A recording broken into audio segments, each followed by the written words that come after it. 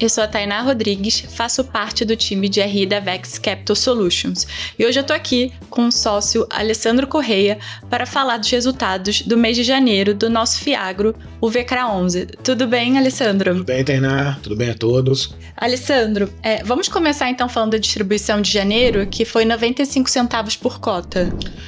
Foi uma distribuição assim, em linha com o que a gente vem entregando, né? 119% do CDI, né? Se considerar a cota valor de mercado, considerando ainda o gross-up do imposto, né? Seria o equivalente a 140% do CDI.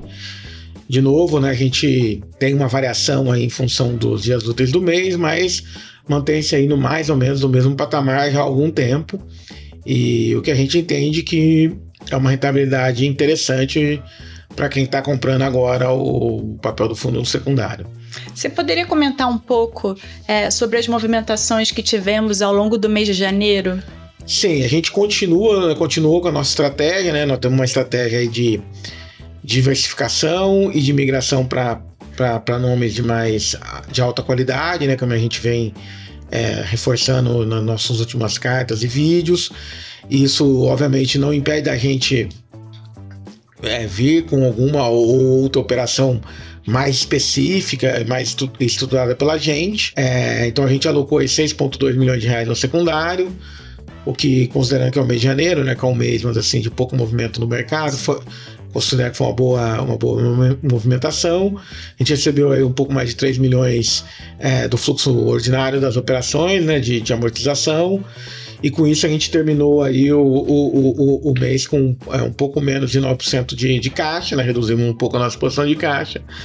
E a tendência é que a gente continue alocando esse capital, principalmente em operação no mercado secundário. Dito isso, né, o que a gente já vem falando continua, né? Quer dizer, o desafio da alocação, principalmente em nomes mais high grade, é grande, né? Porque os spreads estão muito fechados, né? Já comentei isso várias vezes, né? Em função da taxa de juros tá num patamar alto, acaba que o absoluto acaba dominando o spread. Mas como a gente fica com operações razoavelmente longas, né? Se você aloca agora, você perde um pouco a oportunidade de alocar lá na frente num resultado, num spread melhor. Então esse desafio continua, a gente continua bem diligente nesse sentido. E esperamos aí que o mercado, conforme, né, já sinalizado pelo Banco Central aí no último Copom, né, existe a expectativa do início do corte de juros, né? A gente não sabe ainda a magnitude, né? Existe uma discussão qual é a magnitude que vai ter na próxima reunião, mas praticamente sinalizado e dado que vai ter um corte. Então, conforme esse corte comece, a gente entende que a atratividade dos spreads deve melhorar. Então, essa é a nossa expectativa. A gente traz aqui na carta, né, uma leitura bem ampla sobre o agro. Uhum. O que você destacaria para os próximos meses? A gente já falou até no nosso último call, né? Acho que o agro é bem amplo, né? Então, cada setor tem sua dinâmica. Em geral, diria que é mais um ano difícil, na média, para o agro. Porém, existem algumas movimentações setoriais, digamos assim, né? Então, acho que o setor de açúcar e álcool, que vinha muito forte, deve ter um ano mais desafiador. Ainda que o álcool esteja indo muito bem, o preço do açúcar continua no nível em dólar razoavelmente baixo, ali na casa dos 14 centavos por libra peso. E ainda quando você pega um câmbio de R$ 5,20, isso dá uma rentabilidade muito baixa, inclusive negativa, no açúcar, né? O etanol já melhor, né, com a adoção do E30 na mistura, isso realmente trouxe uma demanda maior pelo etanol. Também o ano passado foi uma safra muito açucareira, né? Uhum. Então, porque todo mundo se travou em preços altos e tinha contratos a performar com de açúcar, então ainda que o etanol tenha reagido o preço, isso não afetou o mix, né, de produção. E agora isso fez com que os estoques de passagem fossem baixos, né, na entre-safra aqui no Centro-Sul, né. E então isso também ajuda a melhorar o preço do etanol. Então a gente vê que é um ano de desafio para o setor, né? Que era um setor que vinha super bem de margem. Porém, na média aí, se pegar nosso portfólio, mas nas usinas em geral aí no mercado, as usinas estão super bem posicionadas aí, né? A maioria fez a lição de casa aí nos últimos 5 anos, né? De preços bons. Então não que isso deva afetar, mas em termos de rentabilidade da commodity é pior. Um setor que vem recuperando já é o setor de proteínas, né? Tanto de frangos, ovos, suínos, e agora o setor de bovinos reagindo muito forte, né? A arroba do boi subindo bastante. Porém, né, a gente continua sendo a arroba do boi mais barata do mundo, né? A arroba do boi no Brasil está na casa de $70, enquanto que, até abaixo disso, na verdade, enquanto que na maioria dos países aí do hemisfério norte, Austrália é para cima dos $100. E por que você vê essa queda no Brasil em relação... O Brasil sempre foi estruturalmente muito mais barato que lá fora, porque são mercados que não se conversam diretamente, né? Porque como isso é arbitrado via exportação de carne, porque exportar o boi vivo é uma dificuldade muito grande, além de ter restrições sanitárias, enfim. Então não é um mercado 100% aberto no mundo inteiro, né? Tem cotas e tem tudo isso. Então isso acaba, vamos dizer assim, não é um mercado que vai se arbitrar. Porém, quando esse gap aumenta muito, há uma janela de exportação muito grande e os próprios países que têm cotas ou restrições acabam tendo que flexibilizar para controlar a inflação, né? Então, o mercado interno, então isso acaba, é o caso, por exemplo, das tarifas lá do Trump, né? Por mais que ele queira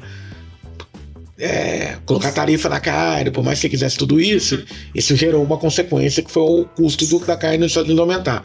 Então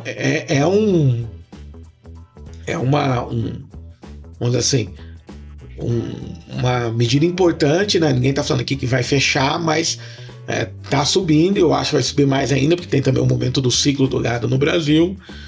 E eu acho que é um segmento assim que o Brasil tem uma vantagem competitiva grande, e existe uma dobradinha aí entre a pecuária, né, e frangos, e não só o bovino, com o etanol de milho, né, porque o DDG, que é um subproduto da produção do etanol de milho, ele é usado para a produção de ração animal, né? Então, quanto mais cresce a produção de etanol de milho, mais se torna competitiva a pecuária intensiva aqui no Brasil, né? Confinamento ou... Uma está ligada ali. A outra. Então, isso me parece que é uma tendência grande de ganho de competitividade e produtividade no Brasil. Mas esse ano a gente tem, além de tudo, preços bons, né? O que deve ajudar bastante o setor. Então, acho que são os destaques aí, né? O setor de grãos, eu já falei bastante na última coisa, mas continua pressionado, difícil. E eu acho que... Por isso também a importância da diversificação também de setores. Exato. Que a gente procura ter na nossa carteira. Isso é uma coisa que a gente já tem, está aumentando. E só complementar o setor de grãos, o que vai ajudar bastante o setor de grãos é o volume, né? A safra, por exemplo, vem muito bem no Mato Grosso, principalmente, mas em todo lugar. Rio Grande do Sul ainda a gente não sabe ainda, mas esperamos, acho que não deve ser a catástrofe foi nos últimos anos, enchente num ano, seca no outro. Então acho que em termos de clima está bem mais estável o Brasil esse ano. Então em volume eu acho que vem bem, mas ainda está longe de ser aquela safra que vai ajudar na desalavancagem do segmento de grãos em geral, entendeu? Acho que quem está bem continua bem, quem está médio vai melhorar um pouquinho, mas ainda quem está apertado vai continuar apertado, não é o suficiente para isso, né? A gente já comentou bastante, mas a gente não tem nenhuma novidade em relação a isso. Tá bom. Algum outro ponto que você gostaria de destacar no mês? Não, acho que é só a questão do update da nossa carteira, né? A gente recebe muita questionamento, né? Por que você não fala nada? Lembrando aqui, a gente tem dois aspectos. Primeiro que existe o recesso do judiciário, e os casos ali que a gente que continua em nosso monitoramento são os casos que a gente tem problemas no fundo, né? Que todo mundo já sabe. Janeiro ainda é um mês, né? Complicado ali pro judiciário. Não tem nenhuma movimentação de processo, então... E a gente tem a via negocial, que em todos os casos, em diferentes estágios, em diferentes abordagens, elas estão sempre abertas, né? Então a gente continua com essa via negocial aberta. Fazendo o nosso trabalho. Fazendo o nosso trabalho. A gente, obviamente, tem expectativa de ter novidades logo, mas não depende só da gente. Sim. E o que a gente, em termos de estratégia, de novo, né? A gente tem que tomar cuidado com o que a gente fala aqui, Sim. Porque é público e, obviamente, o que a gente fala aqui pode ser usado contra a gente no processo judicial. Então, a gente Infelizmente é um pouco a situação que a gente se encontra em termos de poder de dar disclosure nisso, mas... E qualquer, obviamente, informação a gente vai disponibilizar de forma ampla a todos os nossos cotistas. Exato. Nas redes sociais, canais. Exato, e informações assim relevantes vão sair via fato relevante, comunicado ao mercado, enfim, como a gente sempre fez em todos os casos. Exatamente, é importante a gente ressaltar. Exato. Acho que é isso, né, Alessandro? A gente passou aqui por todos os pontos da nossa carta de janeiro. É isso, acho que primeiramente, assim, eu queria agradecer aí a oportunidade de falar para todo mundo, o tempo aí do pessoal dedica a ler nossa carta e ver os vídeos e mandar os questionamentos. Acho que os canais de RI estão abertos e que com a Tainá e que comigo e os demais sócios aqui estão sempre aí dispostos a responder as perguntas na medida do possível e esperamos aí ter novidades boas em breve. Bom, é isso. Qualquer dúvida, estamos à disposição através dos nossos canais de RI. Bons investimentos!